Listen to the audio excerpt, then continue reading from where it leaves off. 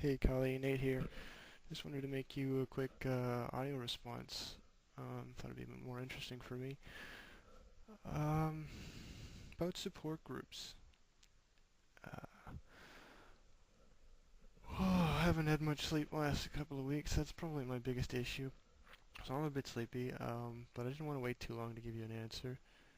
Um, Sounds like the person that you're already in touch with, the woman running a support group locally for chronic fatigue syndrome for kids, that would be a great resource. The more I thought about it, the more complicated it became. Uh, it seems to be as far as running a support group. Um, and I think the longer you're at it, the more complicated it gets. Earlier on, it's pretty simple. It seems like it's going to be simple, but then a lot of things come up that you have to make decisions on. So yeah, I wrote probably the place to start is finding a place that's if you get a place that you know a few people can get to, that you're comfortable in, that you ideally don't have to pay for, um, then you can base your group from there.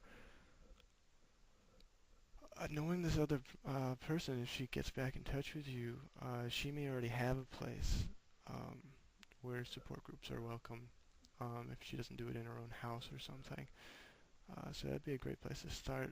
Um, and for us, finding a place, um, we actually branched out from a first support group in Vancouver, and that was done in a church. And they have a nice big comfortable room, very quiet suburban area, which is great to go to, and nice comfortable couches, um, and it's drop-in.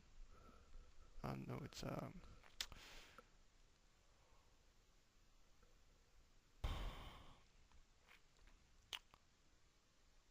by donation. So generally we just each toss in a couple of bucks when we're there. And so when the second group got started up, that was one of the first places we looked. Was we were trying to find a different location than the first one, and so we were looking at churches,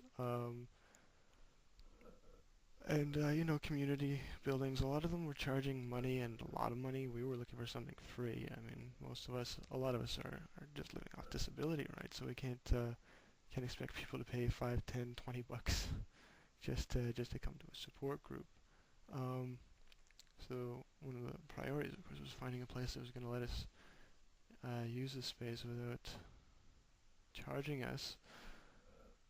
Um, and then obviously location. See what kind of people you're starting out with.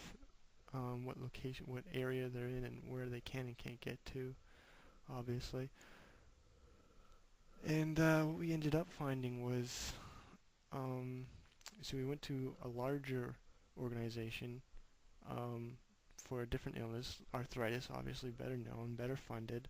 Um, so they actually have a building of their own in Vancouver. Fibromyalgia. Well, our support group was for both chronic fatigue and fibromyalgia, just because that's what they've done in Canada for the societies. And so we just did the same thing with the support group. And that gave us a link to arthritis because fibromyalgia is kind of a body pain thing, and so they were willing to let us use a room in their building, actually their boardroom, which was very nice, for free, and it's very convenient, very easy. There's nothing like the Arthritis Society for chronic fatigue or for fibromyalgia. So that may be something you could look into. For dysautonomia, I'm not sure exactly who you could ask. Um,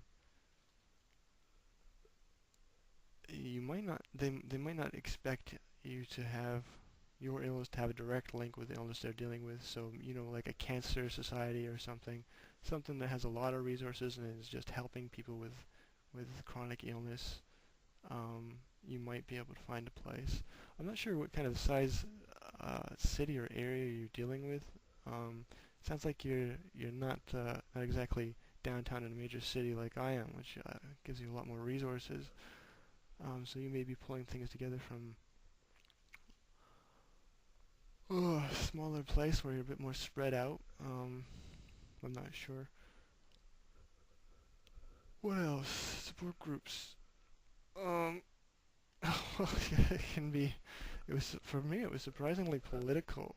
It actually got quite dramatic because the woman who was running the first support group and the woman who wanted to start a second support group uh, got into a huge argument.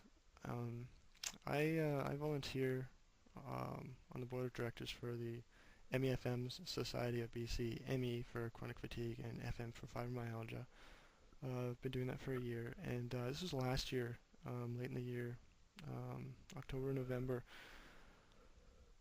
The president of the society also runs her own support group, and this other woman came along and wanted to do things a bit differently, and they ended up butting heads, arguing. You know, they're both stressed, they're both sick, and they both they went a little nuts at each other. And so this other woman said, "Okay, I'll start my own support group." She brought some of us with her, and I was caught in the middle ever since because they bitterly hate each other, but they're both trying to accomplish the same thing by running support groups and getting people together. Um, and eventually, uh, it was quite dramatic for a while there, and I managed